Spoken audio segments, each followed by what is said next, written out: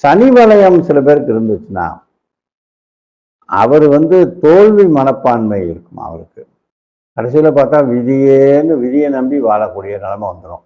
அந்த மாதிரி ஒரு சனி வளையம் இருக்கக்கூடாது.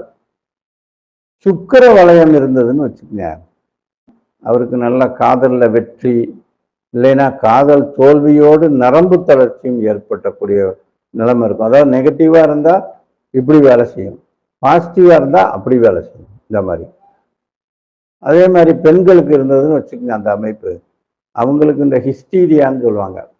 அதாவது ஹைலி டிப்ரெஷன் பர்சன் மாதிரி இருப்பாங்க. ஒருத்தருக்கு குணம் எப்படி இருக்குன்னு தெரிஞ்சுக்கணும்னா, சந்திரமேடு, இந்த சந்திரமேடு நல்லா உப்பி இருந்ததுன்னு வச்சுக்கோங்க, பண்ணு மாதிரி, வடிவேல ஒரு குடத்துல கண்ணம் பண்ணு மாதிரி இருக்கணும், அது மாதிரி இந்த இடம் பண்ணு மாதிரி இருந்துச்சுன்னா, கொஞ்சம் ஹைட்டா இருந்துச்சுன்னா அவர் நல்ல உத்தமமான குணம் இருக்கும் அவர்கிட்ட. இந்த புத்தி ரேகை உற்பத்தி ஆகிற இடத்துல புதன் மேட்டுக்கும் குரு மேட்டுக்குமா கனெக்டா இருக்கும், அதான் புத்தி ரேகை. அப்ப இந்த குரு மேட்டுல ஒரு சின்ன கிளை ரேகை மாதிரி, அதுல இருந்து ஒரு பிரான்ச் மாதிரி ஒரு ரேகை டச் பண்ணிக்கிட்டு இருந்துச்சுன்னா அவருக்கு அபூர்வமான மூளை சக்தி ஏற்படும். எந்த காரியத்திலையும் அதீத கோணத்துல நல்ல திறமையா ஜொலிப்பார் இந்த வேலையில. இந்த இருதய ரேகை நேரா சனிக்கடலை தொட்டுருந்துச்சுன்னா அவருக்கு கடன், நோய், கஷ்டம் இதெல்லாம் இருக்கும். ஏற்கனவே இந்த ரேகை அந்த மாதிரி ஒரு அமைப்பு வந்துருச்சுன்னா அவருக்கு பொதுவாக அந்த ரேகைகளும் சில நேரம் தோன்றும், கிராஃபிக்ஸ் மாதிரி வந்துட்டு போயிடும் நேச்சுரலா அவங்களுக்கு. இது இயற்கையில ஒரு பெரிய அதிசயம்.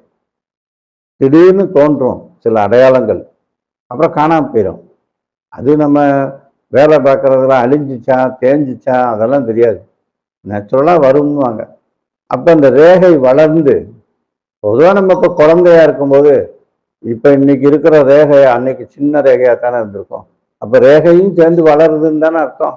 அப்படி வளர்ந்து அந்த சனி கடல்ல போய் அந்த இருதய ரேகை விழுந்திருந்ததுன்னா அவருக்கு நான் சொன்ன மாதிரி அந்த பெரிய கடன், நோய், கஷ்டம் இதெல்லாம் இருக்கும் ஏற்கனவே. அதெல்லாம் இந்த ரேகை அப்படி வந்த உடனே நிவர்த்தி ஆயிடும். கடன் தீந்துரும், நோய் தீந்துரும், கஷ்டமும் தீந்துரும். நல்லா வந்துருவாருன்னு அர்த்தம் அந்த ரேகை அமைப்பு வந்துச்சுன்னா.